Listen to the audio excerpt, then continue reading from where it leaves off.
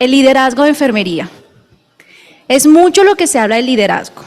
Hoy en día es liderazgo por todos lados y el liderazgo aplica para todas las disciplinas, para todas las profesiones.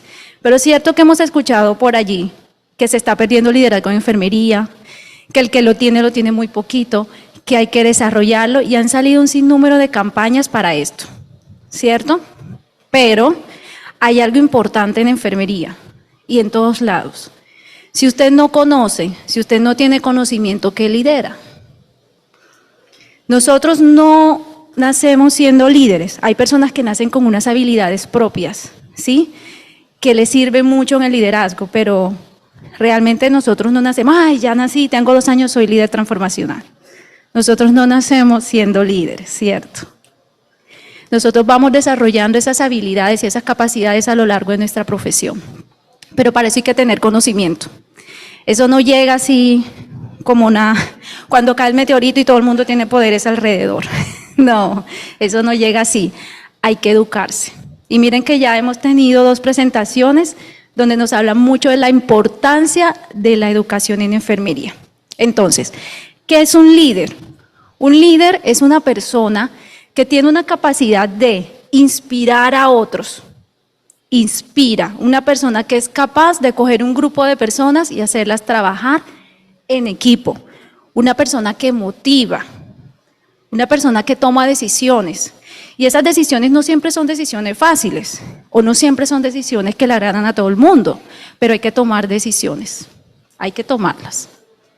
Y es una persona que detecta y resuelve problemas y lo resuelve de una forma eficaz y de una forma efectiva. Y miren que hemodinamia es una sala muy compleja, donde todo esto se requiere.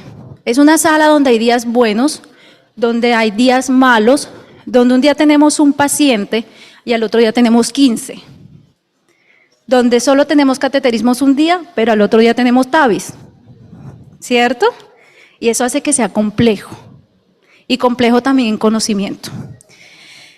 En enfermería, las investigaciones de liderazgo nos han llevado a que el liderazgo transformacional es un punto muy importante para el desarrollo del liderazgo en enfermería. ¿Por qué? Porque ha mostrado mucha efectividad para asegurar la seguridad del paciente y que además es un liderazgo que se acomoda mucho a mantener el entorno laboral entre enfermeros, ¿sí?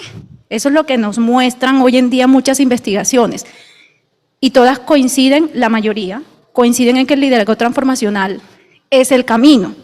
Ahora, ¿qué hace falta? Empezar a mirar como enfermeros cómo desarrollamos ese liderazgo en nuestro servicio. Ya tenemos las primeras pautas. Entonces, un líder transformacional, ¿qué hace?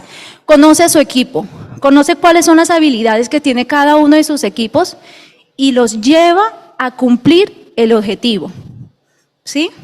No necesariamente tiene que ser una persona que mande, porque creemos que el que llega y manda, ese es el líder. Y si bien hay una jerarquía, el liderazgo no es solamente mandar, el liderazgo es entender que el que está a mi lado sabe hacer ciertas cosas mejor que yo y que yo lo necesito porque tenemos un objetivo. Entonces, ¿qué hay que hacer? Primero, conocer. Conocimiento. Todo parte del conocimiento. Usted como líder tiene primero que tener conocimiento.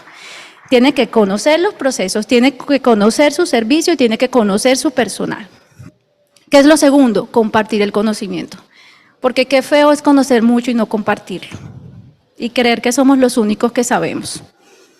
Eso en enfermería no se vale. Porque el conocimiento que usted le deja de impartir a su equipo de trabajo es un cuidado que se deja de hacer al paciente.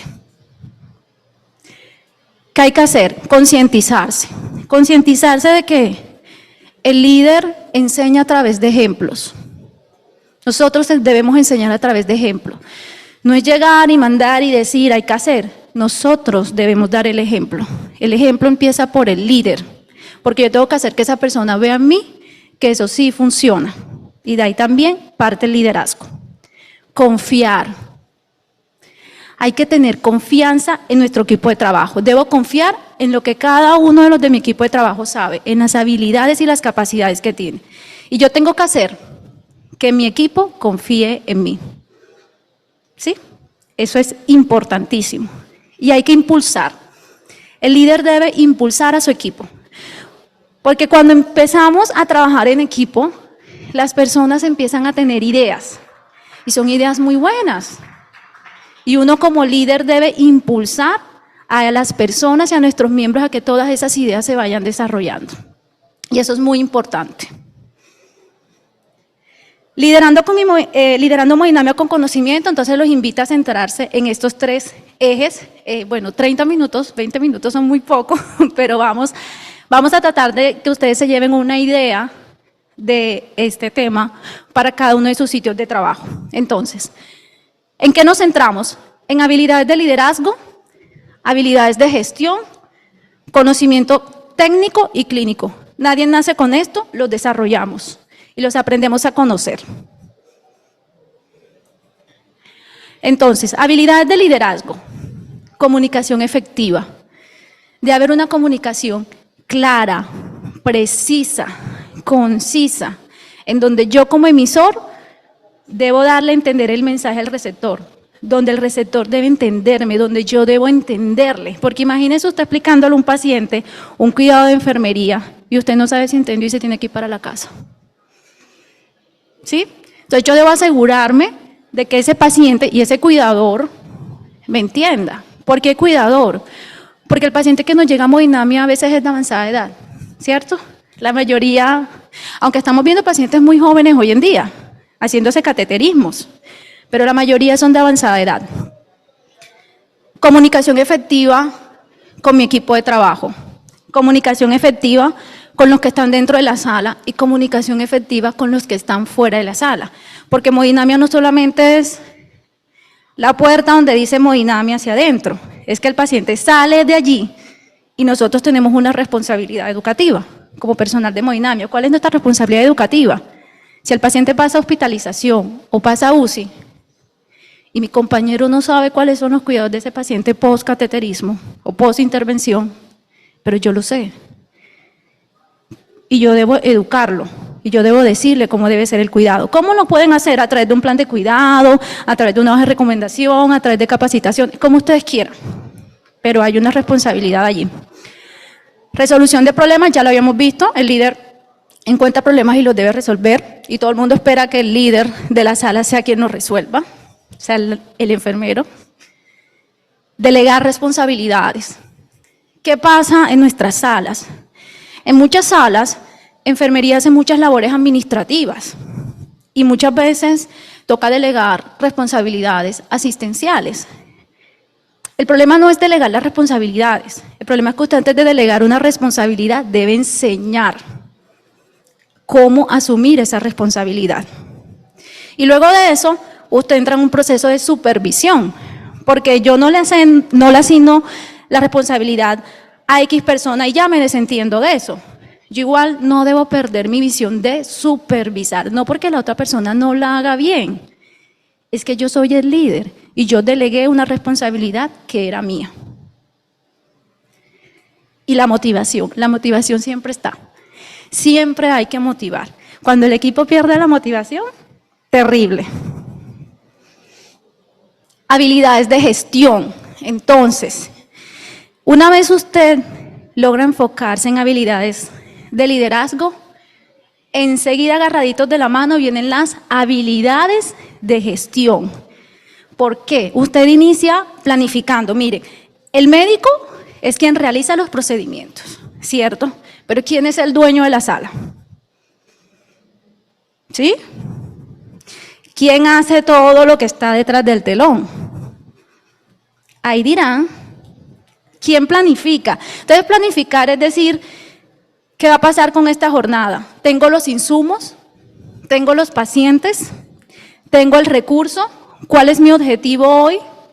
Y tengo las camas apartadas para el paciente por si se pone complicado, ¿cierto? Eso es planificar. Luego de que planifico, llego entonces, hago mi plan de acción. Luego entonces llego y hago organización. Entonces ya voy, me reúno con mi equipo y empiezo a organizar tareas, porque todos no podemos correr hacia el mismo lado. Cada quien debe tener unas tareas que hacer en el servicio. Y organizo, coordino la atención, sumamente importante. Ahí donde falta un paciente, Hay donde el paciente no esté preparado. Eso es terrible. Lo primero que hacen es llamar, ¿y dónde está la jefe? Ahí está la jefe. Cierto, cierto que sí. Ay. Y eso que no, ¿quiénes son de la costa? Que hay muchos de la costa. Experiencias vividas. Yo era enfermera de Morinavia, no crea. La educación, nuevamente volvemos a esto. Nosotros tenemos, yo siempre digo, tenemos una responsabilidad educativa, nosotros tenemos que enseñar, tenemos que educar al paciente, al cuidador, a nuestros compañeros. Si usted sabe algo diferente a su compañero, busque la forma de educarlo. Eso es sumamente importante. Promover la seguridad del paciente. Todas las actividades que usted haga van en pro de promover la seguridad del paciente. ¿Por qué? Nosotros cuidamos el paciente allí donde se encuentre, ¿cierto? Eso es lo que nosotros hacemos. ¿Y dónde se encuentra? En enfermería. Y en enfermería tenemos que hacerle planes al paciente para promover su seguridad. Eso es sumamente importante. La supervisión, enfermería nunca puede perder la supervisión. Nosotros siempre debemos supervisar. Miren, y vuelvo y les digo, no es porque nuestro equipo esté haciendo algo malo. No. Siempre de estas supervisiones salen cosas bonitas, planes de mejora. Tal vez yo me doy cuenta que soy yo la que estoy equivocada. Y aquí en la asigné la tarea lo hace muchísimo mejor y me da una idea para mejorar el proceso. ¿Sí? Y eso es algo que ustedes deben hacerle sentir a su equipo de trabajo. Que la supervisión es un proceso de aprendizaje mutuo en beneficio hacia el paciente. Y luego que entonces usted hace habilidades de liderazgo, habilidades de gestión, pasa al grueso de hemodinamia. Porque es el grueso. Ya vimos las falencias que nosotros tenemos en cuanto a la educación, ¿sí? Por eso les decía, hay que alzar la voz como enfermeros de hemodinamia, hay que alzar la voz en hemodinamia porque hacemos cosas muy interesantes y necesitamos que eso se vea. El cuidado de enfermería en hemodinamia es importantísimo. Entonces el conocimiento técnico y clínico es nuestro sustento. Si nosotros no tenemos esto, nos va a quedar súper difícil hacer gestión. Porque si usted no sabe cómo se realiza un procedimiento, qué materiales se utiliza, qué necesita, y en cuánto tiempo más o menos para programar la jornada, le va a quedar súper difícil. ¿Y qué pasa? Que yo no sé a ustedes, pero cuando yo estudié, sí tan vieja, cuando yo estudié, a mí nunca me mencionaron el servicio de hemodinamia. Jamás. De hecho, yo soy especialista en UCI porque eso fue lo que yo vi, que me pareció más complejo y dije, me encantó y voy a ser especialista en UCI. Pero luego conocí hemodinamia, pero luego decidí hacer una maestría. En fin, conclusión, me gusta la enfermería. Pero entonces, el cuento es que hay muchas cosas que no nos enseñan y nosotros llegamos a un servicio de hemodinamia así como que todo nos sorprende, todo nos asombra. Pero ¿saben qué es lo peor que podemos hacer? Después de que estamos un tiempo en hemodinamia, caer en la rutina y decir que todo es igual. Todo no es igual. Entonces, ¿cómo inicia nuestro camino de conocimiento técnico y clínico? Clínico porque usted debe conocer fisiología, anatomía cardiovascular, debe conocer patologías, debe conocer procedimientos, cómo se realiza. Y una parte técnica, conocer los materiales. Ustedes no van a trabajar para ninguna casa comercial porque trabajan para sus clínicas, ¿cierto? En ese momento, pero usted debe conocer los insumos, cómo funciona cada insumo y en qué momento se deben utilizar. Eso es importantísimo, aunque parezca cansón, que ahí viene la de la casa comercial a decirnos y hablarnos del insumo y no sé qué, pero ahí cuando se nos presenta algún chasco y nosotros decimos miércoles, ¿y ahora esto cómo se utiliza? Cierto que sí, y corra y llame al representante para que nos diga. Entonces miren que eso es muy importante. Entonces, iniciamos con una identificación correcta del paciente. El paciente llega al servicio y nosotros de allí empezamos a aplicar metas de seguridad del paciente. Identificación correcta del paciente y entonces verifico que sea el procedimiento correcto. que el paciente esté bien preparado, que entonces vengan ayuna, que traiga todos los exámenes, que la última creatinina no salga como elevadita, y hay que informarle al doctor. Nosotros no somos decisores de procedimientos, pero nosotros supervisamos que todo esté ok. Y por eso, pues normalmente acostumbramos a llevar unos checklists antes, durante y después del procedimiento. Porque aunque no querramos, y no somos jefes de cirugía, que está como el proceso más establecido, sí nos toca llevar los checklists. Eso es importante, por seguridad del paciente, más que por un trabajo más de nosotros, por seguridad del paciente. Y empezamos a monitorizar el paciente, y entonces después el paciente hay que pasarlo a sala. Y en sala, nosotros no necesitamos tener el paciente ahí con una estancia prolongada, pero miren, nosotros sí podemos hacer prevención de infecciones en hemodinamia, con acciones muy sencillas, como por ejemplo, limpieza y desinfección de equipos y superficies.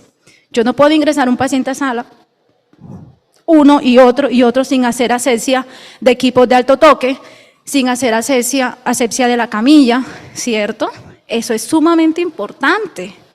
Miren que muchas veces nuestras salas funcionan como salas híbridas y todo el mundo se viste estéril. Si eso no fuera así, nosotros con el mismo uniforme de calle entráramos a hacer los procedimientos a hemodinamia.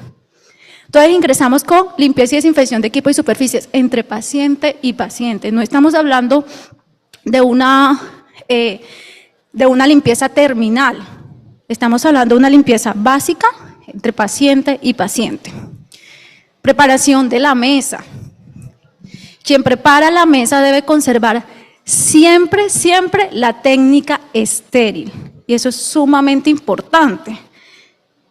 Y es esas cosas que estamos al frente de la mesa y nos bajamos el cubrebocas y empezamos a echar cuentos. No estamos abriendo paquetes estériles, hay que conservar la esterilidad.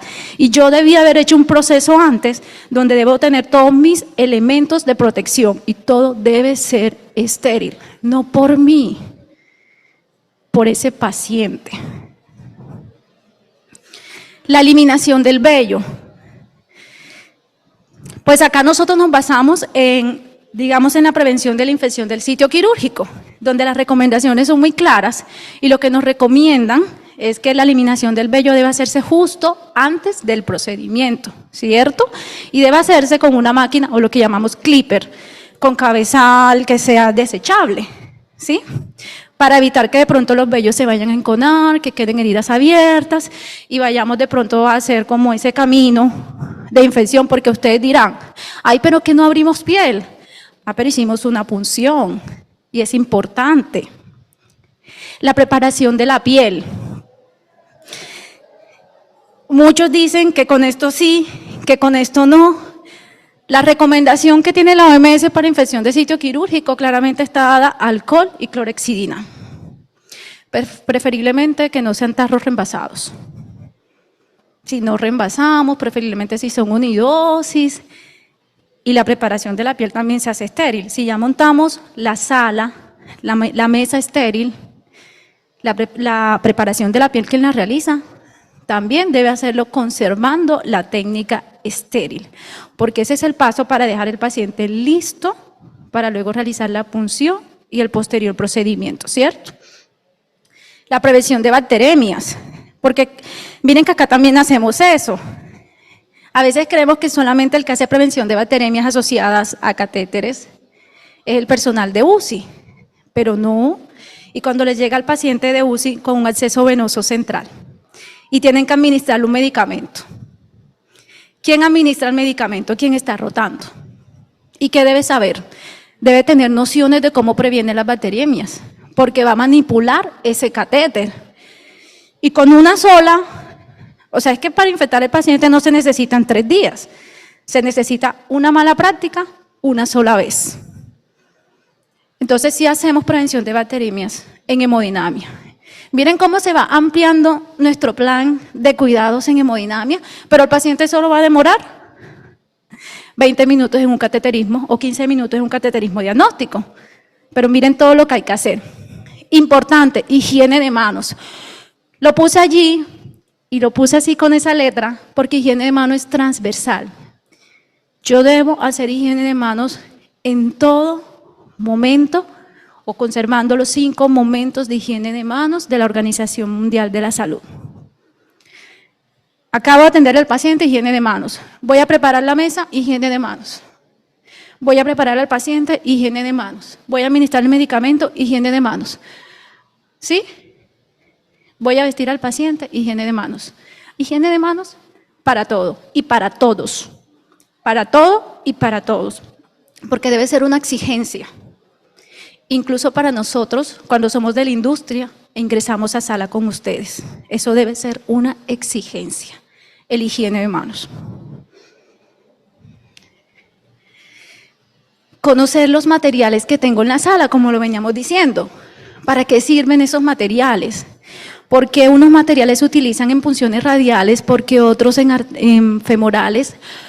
Como decía aquí esta enfermera Margarita, el acceso radial. El acceso radial hoy en día es el boom, porque hay menos complicaciones vasculares para el paciente. Pero ¿por qué mi médico utiliza acceso radial? ¿Cuál es la importancia de ese acceso? ¿Cuáles son los cuidados que yo debo tener? ¿En qué procedimientos uso cada insumo? ¿Sí? No son iguales los estén coronarios que los periféricos. Y no todos los estén periféricos se utilizan para las mismas zonas.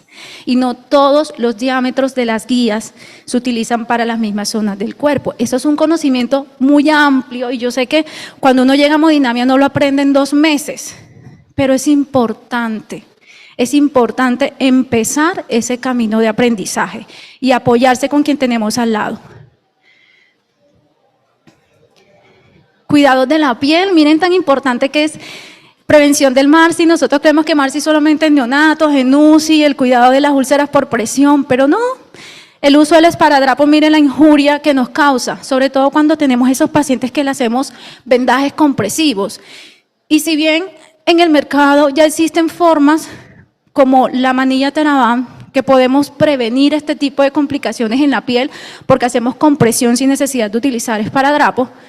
Pero también está la parte femoral y allí sí nos toca hacer el vendaje compresivo y hay que ser muy cuidadosos donde la piel no esté húmeda, esté completamente limpia, saber colocar el esparadrapo. Es impresionante que tenemos que saber colocar y retirar el esparadrapo. Porque cuando lo colocamos mal, tensionado y dejamos piel arrugadita por debajo del esparadrapo, cuando lo arrancamos, le queda esa seña al paciente. Entonces, miren todo lo que podemos hacer. Prevención de caídas, pacientes que nos llegan a hemodinamia, avanzada edad, no tan orientados, ¿cierto? Y los colocamos en una camilla de un angiógrafo donde no hay barandas y nos toca estar pasando de camilla en camilla. Entonces, miren lo importante que es estratificar el riesgo, como ustedes quieran hacerlo. Hay muchas escalas para estratificar el riesgo, existen las escalas. Pero debe haber un cuidado orientado a la prevención de caídas del paciente, porque sí se caen los pacientes. Y la educación, que nuevamente se los puse allí, paciente, cuidador familiar y enfermería. Porque entre nosotros igual nos tenemos que educar. Muchas gracias.